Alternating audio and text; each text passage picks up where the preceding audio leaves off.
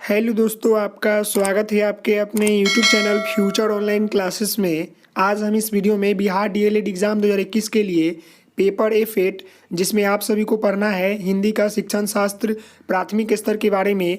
इसके यूनिट 1 में आपको पढ़ना है प्राथमिक स्तर पर हिंदी प्रकृति एवं शिक्षण के उद्देश्य के बारे में जानना है आपको यूनिट 1 में। तो सबसे पहले हम यह जानेंगे कि बच्चों की दुनिया में हिंदी कैसे है। तो बच्चों की दुनिया में हिंदी का तात्पर्य यह है कि बच्चे जो होते हैं उनका हिंदी का विकास जो होता है सर्वप्रथम अपने परिवार, अपने समुदाय, अपने मदर टंग से होता है। क्योंकि जो भी बच्चे जन्म लेते हैं तो सबसे पहले वो अपने परिवार में रहते हैं, अपने माता पिता के पास ज़्यादातर रहते हैं, अपनी माँ के पास। तो वो जो होते हैं अपनी माता का जो लैंग्वेज होता है, अपनी माँ का जो लैंग्वेज होता है उसे जो होते हैं वो अनुकरण करके सीख लेते हैं। तो हम कह सकते हैं कि बच्चों की दुनिया में हिंदी जो है तात्पर्य यह है कि हिंदी का विकास जो होता है उसके सर्वप्रथम परिवार का हिस्सा बनता है और एवं मातृभाषा को वो जो है सुनता है और ग्रहण कर लेता है। तो मैंने यहाँ नोट्स में डाला है बिहारी जो होता है, सॉरी यहाँ बिहारी नहीं होगा, यहाँ बिहार होगा। बिहार जो है हिंदी प्रदेश है जिसमें आने वाले अनेक क्षेत्रीय भाषाएं बोली जाती है। क्षेत्रीय भाषाएं के अंतर्गत मैथिली, भोजपुरी, मगही भाषा आ जाते हैं। बच्चा जब जन्म लेता है तो वो अपने परिवेश से भाषा को अर्जित करता है। जब बच्चा जन्म लेता है तो अपने घर और अपने आसपास एवं परिवेश से जो होता है भाषा को सीखता है। उनकी परिवेश में जो भाषा बोली जाती है बच्चे उसी भाषा को ग्रहण करते हैं, क्योंकि वो हर दिन उस भाषा से जो होते हैं अवगत होते हैं, परिचित होते हैं। इसलिए बच्चे जल्दी जो होते हैं उस भाषा को सीख लेते हैं, अर्जन कर लेते हैं। मतलब कहने का अर्थ है कि बच्चों की दुनिया में हिंदी एवं भाषा कैसे आती है। तो बच्चों की दुनिया में हिंदी एवं भाषा जो होता है, बच्चा सर्वप्रथम जन्म लेता है, वो अपने घर में माता पिता के साथ रहता है। तो माता पिता जैसे बोलते हैं, जिस भाषा को बोलते हैं उस भाषा को वो सीख लेता है। जैसे जैसे वो थोड़ा बड़ा होता है तो वैसे वैसे वो समाज में, अपने समुदाय में, अपने वर्ग में जाता है। तो वहाँ पर जिस तरह के बच्चे वहाँ भाषा बोलते हैं उस भाषा को जो है वो अनुकरण करके सीख लेता है। उसके बाद जो होता है जब वो विद्यालय जाने लगता है तब भी जो होता है वो अपनी मदर टंग को ही लेकर जाता है। जब बच्चा जन्म लिया, थोड़ा बड़ा हो गया, जब वो प्रारंभिक शिक्षा के लिए विद्यालय जाता है तो उसमें भी जो होता है वो मदर टंग का ही इस्तेमाल करता है। लेकिन कुछ दिनों बाद या कुछ सालों बाद जो है धीरे धीरे उसको जो है भाषा की समझ होती है और धीरे धीरे वो भाषा के बारे में सीख लेता है और अच्छी तरह से वो भाषा को परिवर्तन करता है। लेकिन वो अपनी मदर टंग जो उसकी मातृभाषा है, जो उसका सामुदायिक भाषा है, जो उसका सामाजिक भाषा है, वो कभी नहीं भूलेगा। वो जीवन भर उसे अपनी भाषा याद ही रहेगा। जैसे आप एक बिहारी को देख लीजिए, अगर वो लंदन भी जाता है तो वहाँ पर इंग्लिश बोल लेगा, लेकिन वो अपनी लैंग्वेज जो उसकी मदर टंग है बिहारी, जो उसकी मदर टंग है हिंदी, उसे वो जीवन भर याद रखेगा, वो कभी नहीं भूलेगा। वो इंग्लिश बोलेगा लेकिन वो अपनी मातृभाषा, अपनी मदर टंग को जो है कभी नहीं भूल पाएगा। अब हम आगे जानते हैं। तो अगला पॉइंट मैंने यहाँ डाला है कि बच्चों की दुनिया में हिंदी का तात्पर्य यह है कि वह हिंदी के विकास कैसे करे। बच्चा सर्वप्रथम अपना परिवार का हिस्सा बनता है। जब जन्म लेता है तो बच्चा जो होता है परिवार का हिस्सा बनता है एवं अपनी मातृभाषा को सुनता है, क्योंकि वो अपने परिवार में रहकर अपने परिवार के सदस्यों की भाषा सुनकर उसको अनुकरण कर लेता है, मतलब सीख लेता है। बच्चा जब जन्म लेता है सर्वप्रथम दुनिया में तो अपने परिवार में रहता है, अपनी माता पिता का साथ रहता है। तो वो जो होता है अपनी माता, जो उसकी मातृभाषा होती है, उसे वो सुनता है। उसके बाद जो होता है वह प्रतिदिन सुनकर जो है उसको अनुकरण कर लेता है, सीख लेता है। आगे हम जानते हैं। अगला पॉइंट मैंने यहाँ लिखा है, जब वह जिस परिवेश में रहता है वहाँ भी अपनी मातृभाषा का प्रयोग करता है, क्योंकि अपने इस मातृभाषा के साथ ही जो होता है वह विद्यालय जाना प्रारंभ होता है। मैंने ऊपर यह भी जस्ट बताया कि बच्चा जो होता है हम अपनी मातृभाषा के स्वरूप को जो है सीख लेता है और उसके साथ ही जो होता है वो प्राथमिक विद्यालय, मतलब जब वो विद्यालय जाना प्रारंभ करता है, शुरू करता है, तो उसके साथ जो होता है उसकी मातृभाषा विद्यालय जाती है। लेकिन कुछ सालों बाद या कुछ महीनों बाद जब उसे ज्ञान हो जाता है तो अपनी भाषा को थोड़ी चेंज करता है, लेकिन वो अपनी मदर टंग को जीवन भर याद रखता है, कभी भी बदल नहीं सकता है। यहाँ पर नेक्स्ट पॉइंट मैंने डाला है, विद्यालय का एक मानक भाषा होता है, क्योंकि विद्यालय में जाने के बाद उसका एक मतलब लिमिट भाषा हो जाता है। चाहे वो विद्यालय हिंदी बोलेगा, चाहे वो विद्यालय इंग्लिश बोलेगा। लेकिन यहाँ तो भोजपुरी सीख के गए हैं या जो भी आपकी मदर टंग है वो सीख के गए हैं, तो वहाँ जाने के बाद जो है आप वहाँ उस परिवेश में आप ढल जाएंगे और उस विद्यालय की भाषा को जो है आप विद्यालय में रहेंगे तो विद्यालय में बोलेंगे। वर्तमान समय में भी ऐसा होता है कि मैं आपको अभी पढ़ा रहा हूँ तो मेरी जो टंग है वो ऐसा बोल रहा है, लेकिन मैं जब घर जाऊँगा तो मेरी अपनी मदर टंग हो जाएगी, थोड़ी सी भाषा चेंज हो जाती है। जब हम कॉलेज जाएंगे तो वहाँ पर हमारी भाषा थोड़ी चेंज हो जाएगी, जब आप विद्यालय जाएंगे तो वहाँ पर आपकी भाषा थोड़ी चेंज हो जाएगी। तो यह सब जो है विद्यालय की भाषा है और बच्चे जो होते हैं इस तरह से जो होता है भाषा को सीखते हैं। अब जो है बच्चे अपनी माँ की भाषा के माध्यम से हिंदी को समझने एवं बोलते हैं, क्योंकि हिंदी को हमारी मातृभाषा के अंतर ज़्यादा नहीं होता है। जो हमारी भाषा है एवं मातृभाषा है उसके बीच में जो होता है थोड़ी सी अंतर होती है, बस शब्दों का थोड़ा सा हेर फेर होता है, बोलने का ढंग में थोड़ा अंतर होता है।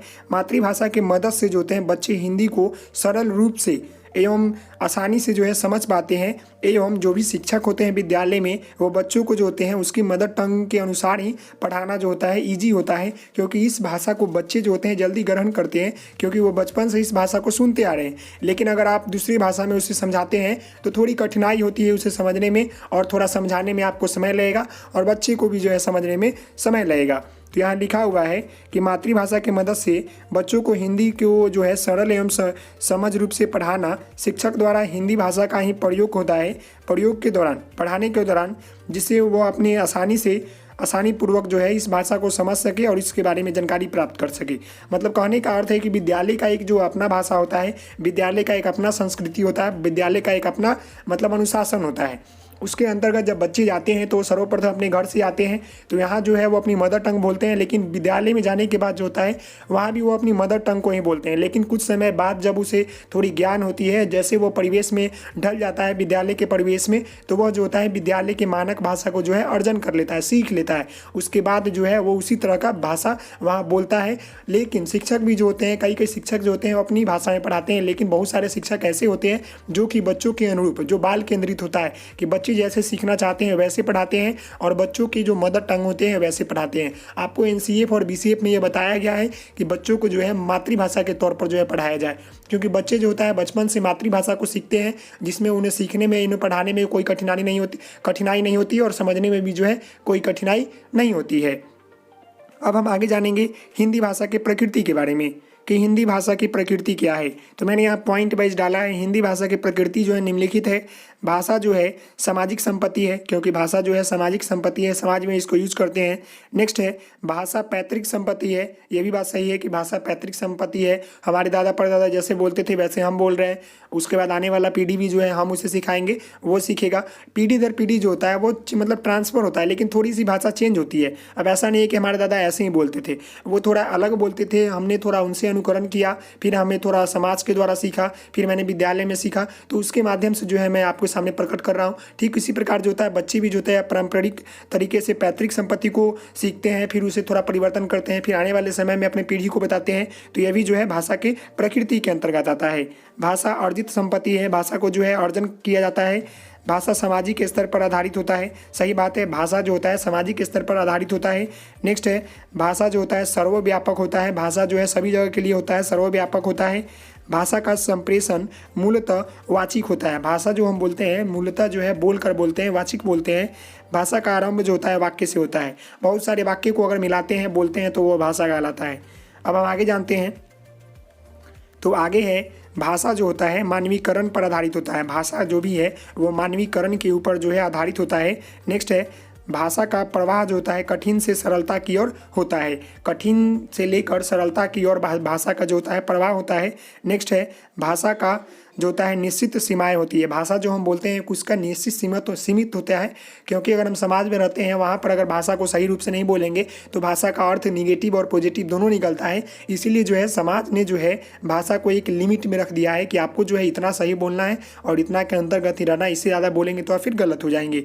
तो भाषा की जो होती है अपनी एक निश्चित सीमाएँ होती है, उस सीमाएँ को कभी भी बच्चों को या जो भी बड़े बुजुर्ग हैं उनको नहीं लागना चाहिए, क्योंकि उसको लागने से जो होता है समाज में या आपके परिवार में बहुत सारी ऐसी कठिनाई या ऐसी प्रॉब्लम आ सकती है। आपने देखा होगा कि बातें करते करते बहुत लोग जो है ऐसे उतावला हो जाते हैं, गुस्सा हो जाते हैं, या बहुत सारे समस्या समाधान जो होता है सामने खड़ा हो जाता है। बहुत सारे ऐसे समस्या जो होते हैं आ जाते हैं सिर्फ भाषा के एक वर्ड आप अगर गलत बोल देते हैं तो आपके सामने जो होता है बहुत ऐसे मतलब स्थिति आ जाती है जिसकी संभालना जो है बहुत कठिन हो जाता है। आप लोग भली भांति जानते होंगे। तो मैं बस यही कहना चाहता हूँ कि भाषा जो होता है, और बहुत सारे दार्शनिक ने भी कहा है कि भाषा जो होता है उसका एक निश्चित सीमाएँ होती है, उस सीमा को कभी भी नहीं लांघना चाहिए। अगर लांघते हैं तो आपको पता है, आप गाँव समाज में रहते हैं, आप घर में भी आपको पता होगा, बहुत सारी ऐसी कठिनाइयों का सामना आपको करना पड़ जाएगा।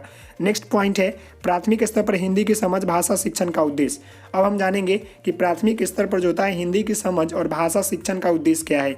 तो सबसे पहले हम जान लेते हैं, मैंने नोट्स में डाला है, किसी किताब को समझते हुए पढ़ सके और उसकी अपनी समझ का निर्माण कर सके, सुनी हुई बातों को लिख सके, लिखावट अच्छी हो ताकि जो लिखा गया है सामने वाला उसे पढ़े तो वो समझे कि हाँ अच्छे से लिखा गया है, तथा भाषा के विभिन्न संदर्भों में इस्तेमाल करते समय व्याकरण का उपयोग बच्चे आसानी से कर पाए। भाषा शिक्षण का उद्देश्य यही होता है। भाषा शिक्षण का उद्देश्य यह होता है कि जो बच्चे ने बुक को पढ़ा, उसको सही सही लिखा और ऐसा लिखा कि सामने वाला अगर उसे पढ़े तो वो समझ जाए कि बच्चे ने सही लिखा, एवं भाषा के विभिन्न संदर्भों का इस्तेमाल करते हुए व्याकरण का भी जो है उपयोग करते हुए आसानी से कर पाए, उसी को जो है हम लोग भाषा का उद्देश्य कहते हैं। भाषा का उद्देश्य यही है कि सही सही लिखना, सही सही पढ़ना, सही सही बोलना या सही सही ग्रामर का प्रयोग करके लिखना, पढ़ना, बोलना, यही जो है इसका उद्देश्य है। अब हम आगे जानेंगे, तो आगे जो है देख लेते हैं अगला पॉइंट क्या है। नेक्स्ट है प्राथमिक स्तर पर भाषा शिक्षण पाठ्यचर्या के केंद्रित स्थान प्राप्त करता है। प्राथमिक स्तर पर जो होता है भाषा शिक्षण जो होता है पाठ्यक्रम पाठ्यचर्या में केंद्रित स्थान पड़ता है, मतलब केंद्र का स्थान प्राप्त करता है, क्योंकि भाषा शिक्षण के द्वारा प्राप्त आधारभूत कौशल दूसरे भाषा या विषय को समझने में सहायक होता है। प्राथमिक स्तर पर हिंदी भाषा के निम्नलिखित उद्देश्य है। अब हम जान लेते हैं कि प्राइमरी लेवल पर जो है हिंदी भाषा जो है, हमारा जो हिंदी लैंग्वेज है, उसका क्या क्या उद्देश्य है उसके ऊपर जान लेते हैं। तो मैंने यहाँ पॉइंट वाइज आपको लिखा है, एक एक पॉइंट को आप समझेंगे और आसान से समझेंगे, क्योंकि काफ़ी महत्वपूर्ण जो है आपका यह पॉइंट है। फर्स्ट पॉइंट मैंने डाला है, बच्चों जो होते हैं उनको भाषा समझने के साथ साथ सुनने में सक्षम होते हैं। बच्चे जितनी तरह की भाषा सुनेंगे, मतलब जितनी भाषा को जो है समझते हैं, उतने ही जो होते हैं उनको सुनने में सक्षम होते हैं, उतने ही उनको सुनने में वो सक्षम बनते हैं। नेक्स्ट है औपचारिक और अनौपचारिक दोनों तरह के परिवेश में प्रभावी ढंग से बोलने में सक्षम होते हैं। मतलब सही और गलत दोनों तरीके के परिवेश में बच्चे जो होते हैं भाषा से सीख कर वो बोलने में सक्षम होते हैं, यही बोला गया है औपचारिक और अनौपचारिक। नेक्स्ट देखते हैं, तो नेक्स्ट जो है वह है रुचिपूर्वक भाषा शिक्षण प्राप्त करता है। रुचिपूर्वक जो होता है बच्चा भी जो होता है भाषा को शिक्षण के माध्यम से प्राप्त करता है। नेक्स्ट है साफ सफाई या साफ साफ लिखने का सक्षम होना। अगर भाषा अगर अच्छी है तो आप साफ साफ लिख भी सकते हैं, सक्षम है। सुनकर एवं पढ़कर उस पर विचार करने में सक्षम होना, यह सब जो है इसका उद्देश्य है। व्याकरण को समझना, उसका प्रयोग करना, भाषा के आधार पर कौशल में साक्षर होना एवं उसका उपयोग करना, यह सब अभी मैंने आपको बताया जो कि प्राथमिक स्तर पर हिंदी भाषा के निम्नलिखित उद्देश्य थे, जो कि काफ़ी महत्वपूर्ण है। आप इसे एक बार और देख लेंगे। अब हम आगे जानेंगे हिंदी के संदर्भ में एनसीएफ 2005 के ऊपर। एनसीएफ 2005 का मतलब है राष्ट्रीय पाठ्यचर्या के रूपरेखा 2005। इसके अंतर्गत जो है बहुत सारे ऐसे सिद्धांत, ऐसे बहुत सारे ऐसे उद्देश्य दिए गए हैं जो कि बच्चे के शिक्षण अधिगम के लिए काफ़ी महत्वपूर्ण है। और हिंदी के संदर्भ में भी जो है इसके बीच में जो है बात की गई है कि बच्चों को जो है किस तरह से हिंदी की जो नॉलेज है, हिंदी की जो मतलब ज्ञान है वो बच्चों में कैसे विकसित करे, उसके ऊपर बात की गई है। तो मैंने यहाँ नोट्स में डाला है, भारतीय पाठ्यचर्या रूपरेखा के अंतर्गत हिंदी के अलावा सभी विषयों पर चर्चा की गई है। अपना देश जो होता है बहुभाषिकता वाला देश है, मतलब अपना जो भारत देश है वह बहुभाषिकता वाला देश है, मतलब बहुत तरह के यहाँ पर भाषा बोली जाते हैं, जहाँ पर अनेक प्रकार की भाषा बोली जाती है और पढ़ी जाती है। इसलिए जो है भारतीय जो हमारा राष्ट्रीय पाठ्यचर्या रूपरेखा के अंतर्गत भाषा का जो है सबसे मुख्य आधार बच्चों के मातृभाषा को माना गया है।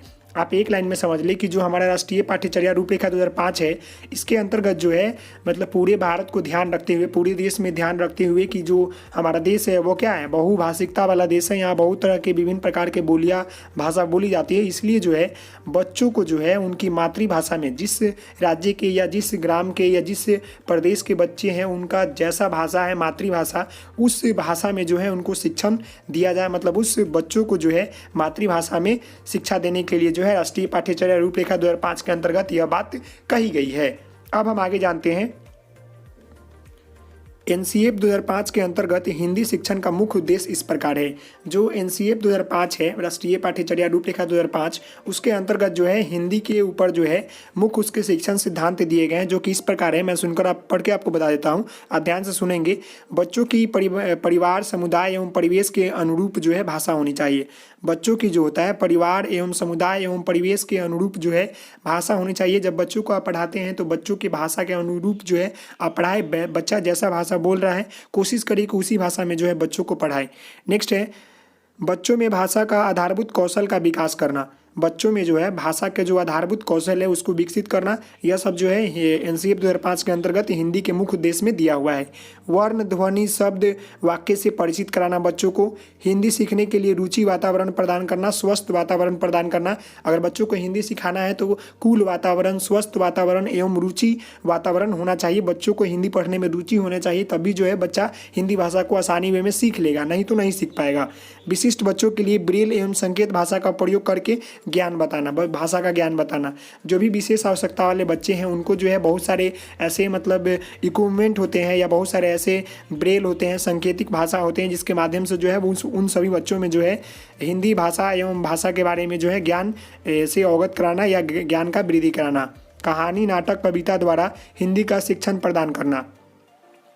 कहानी, नाटक जो होता है इसके द्वारा जो है बच्चों में हिंदी जो है उसके शिक्षण को जो है प्रदान करना। नेक्स्ट है वातावरण का ज्ञान के साथ साथ भाषा का आयोजन करवाना। वातावरण के ज्ञान के साथ साथ जो है बच्चों को भाषा का भी ज्ञान से अवगत कराना, उसके बारे में बताना। यह सब जो है एनसीईएफ 2005 का मुख्य उद्देश्य था हिंदी के संदर्भ में। मतलब आप कह सकते हैं कि एनसीईएफ 2005 राष्ट्रीय पाठ्यचर्या रूपरेखा 2005 के अंतर्गत हिंदी के संदर्भ में जो है यही कहा गया है कि बच्चों को जो है मातृभाषा के रूप में उनको शिक्षा प्रदान की जाए। जिस परिवेश, जिस समुदाय, जिस परिवार से वह बिलोंग करते हैं उसके परिवार, उसके समुदाय, उसके वर्ग के जो भाषा है उसी भाषा में जो है बच्चों को शिक्षा देने का काम किया जाए। अब हम आगे जानेंगे बीसीएफ के बारे में। बिहार जो हमारा पाठ्यचर्या रूपरेखा 2008 है उसके अंतर्गत बिहार भी जो है बहुभाषिकता वाला राज्य है। यहाँ भी जो है बहुत तरह के भाषा बोली जाती हैं, बहुत तरह के बोलियाँ बोली जाती है। इसलिए जो है विद्यालय का एक अपना मानक भाषा होता है जो अपने बिहार का हिंदी भाषा है। मतलब विद्यालय का जो मानक भाषा होता है, मैंने आपको ऊपर भी बताया कि बहुत तरह विद्यालय में जो होता है इंग्लिश बोले जाते हैं, हिंदी बोले जाते हैं। बिहार में उसी तरह जो होता है विद्यालय का जो एक अपना मानक भाषा होता है उसी भाषा का जो है बच्चे यूज करते हैं। मैंने नोट्स में डाला है बिहार में भी बहुभाषिकता का स्वरूप है, क्योंकि बिहार के अनेक क्षेत्रों में अनेक प्रकार की भाषा बोलियाँ बोली जाती है और बिहार एक बहुभाषिकता वाला राज्य है। इसलिए यहाँ भी जो है विद्यालय का एक अपना मानक भाषा होता है जो कि बिहार का हिंदी मानक भाषा है। हिंदी यहाँ पर थोड़ी गलती टाइपिंग हुई होगी, क्योंकि हिंदी टाइपिंग करना जो होता है काफ़ी कठिन होता है, तो आप उससे ध्यान नहीं देंगे। आप हमारी भाषा को देखेंगे कि मैं क्या बोल रहा हूँ, उस पर आप ज़्यादा फोकस करेंगे और आप अच्छे से सीखेंगे। अब हम आगे जानेंगे बिहार पाठ्यचर्या रूपरेखा 2008 के जो हिंदी शिक्षण के संदर्भ में निम्नलिखित बिंदुओं पर जो चर्चा की गई है उसके ऊपर बात जानेंगे। कि जैसे बीसीएफ में जो है बताया गया था कि बच्चों को जो है मातृभाषा के रूप में उन्हें शिक्षा देनी चाहिए, ठीक उसी प्रकार जो है बीसीएफ 2008 में भी बात कही गई है। तो आप उसके ऊपर एक एक करके मैं चर्चा कर लेता हूँ। पहले यहाँ पर लिखा हुआ है मातृभाषा के माध्यम से बच्चों को अन्य भाषा एवं विषय का ज्ञान देना। यहाँ पर देखिए मातृ लिखा गया है, मातृ ऐसे लिखाता है लेकिन यहाँ थोड़ी गलती लिखा गया है। मातृ ऐसे लिखाता है लेकिन यहाँ गलती है। हिंदी टाइपिंग करना थोड़ा कठिन होता है, आप बस मेरी बातों को समझेंगे क्योंकि यहाँ थोड़ी गलती लिखी हुई है। मैंने यहाँ पर आपको बताया है कि बीसीएफ जो 8 है उसमें भी जो है एनसीईएफ में कहा गया है कि बच्चों को जो है मातृभाषा के रूप में जो है दूसरे विषय से अवगत कराना या उसके बारे में शिक्षण प्रदान करना। ठीक उसी प्रकार जो है मातृभाषा के माध्यम से शिक्षक जो बच्चे होते हैं उनको जो है विषय को ज्ञान करवाना या ज्ञात करवाना। नेक्स्ट पॉइंट है स्कूली भाषा में जो प्रयोग होता है उसके अनुरूप पाठ्यचर्या का विवरण करना, मतलब निर्माण करना। जिस तरह का स्कूली भाषा होता है उसी भाषा में जो है बच्चों के लिए जो पाठ्यचर्या का निर्माण होता है उसका विवरण देना। नेक्स्ट पॉइंट है भाषा के सभी क्षमताओं के विकास के लिए इनके कौशल प्रकारित करना एवं करवाना। मतलब जो भाषा की क्षमताओं का जो विकास करे उसके कौशल जो होते हैं उस पर आपको कार्य करना होगा और साथ ही साथ बच्चों से करवाना। नेक्स्ट है इसके शिक्षण को बस साहित्य तक नहीं रखना है, बल्कि विषय में रुचि पूर्वक प्रयोग करना तथा बच्चों को सृजनात्मक विकास हो इसके लिए भी ध्यान देना। नेक्स्ट है भाषा शिक्षण के माध्यम से उनके रचनात्मक कौशल का विकास करवाना, संप्रेषण का माध्यम बनाना और बच्चों को जो है जो मातृभाषा है या जो भी हिंदी भाषा है उसको जो है संप्रेषण का माध्यम भी बनाने का मुख्य उद्देश्य दिया गया है बिहार पाठ्यचर्या रूपरेखा 2008 के अंतर्गत। तो मैंने अभी आपको जो है बता दिया यूनिट 1 से जितने भी इंपॉर्टेंट क्वेश्चन थे और जितने भी इंपॉर्टेंट पॉइंट थे उन सभी का जो है आपको अभी करवा दिया, जो कि आपके एग्जाम के लिए काफ़ी महत्वपूर्ण है। तो आशा करता हूँ कि यह वीडियो आपको अच्छा लगा होगा। तो आप हमारे चैनल को लाइक करेंगे, शेयर करेंगे, सब्सक्राइब करेंगे। Thank you for watching this video. Please like share and subscribe my channel. तो मिलते हैं नेक्स्ट वीडियो में, तब तक के लिए धन्यवाद। Thank you.